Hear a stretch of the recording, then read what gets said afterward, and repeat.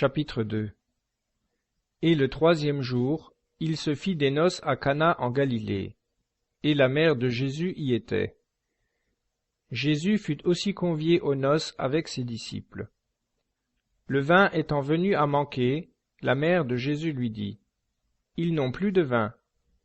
Jésus lui répondit : Femme, qu'est-ce que cela pour moi et pour vous? Mon heure n'est pas encore venue. Sa mère dit au serviteur : Faites tout ce qu'il vous dira. Or, il y avait là 6 urnes de pierre destinées aux ablutions des Juifs et contenant chacune 2 ou 3 mesures. Jésus leur dit : Remplissez d'eau ces urnes. Et ils les remplirent jusqu'au haut.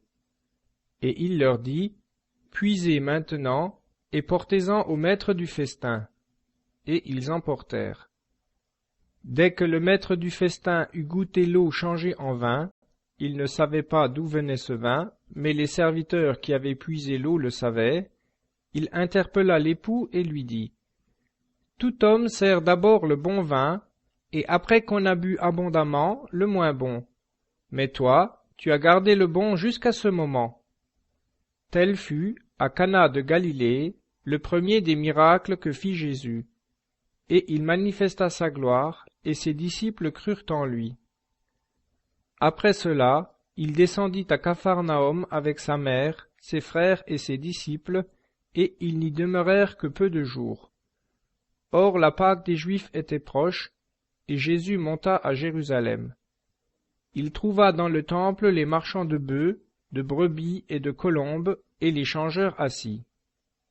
Et ayant fait un petit fouet avec des cordes, il les chassa tous du temple, avec les brebis et les bœufs. Il jeta par terre l'argent des changeurs et renversa leur table. Et il dit aux vendeurs de colombes : Enlevez cela d'ici, ne faites pas de la maison de mon Père une maison de trafic. Les disciples se ressouvinrent alors qu'il est écrit : Le zèle de votre maison me dévore. Les Juifs, prenant la parole, lui dirent : Quel signe nous montrez-vous pour agir de la sorte?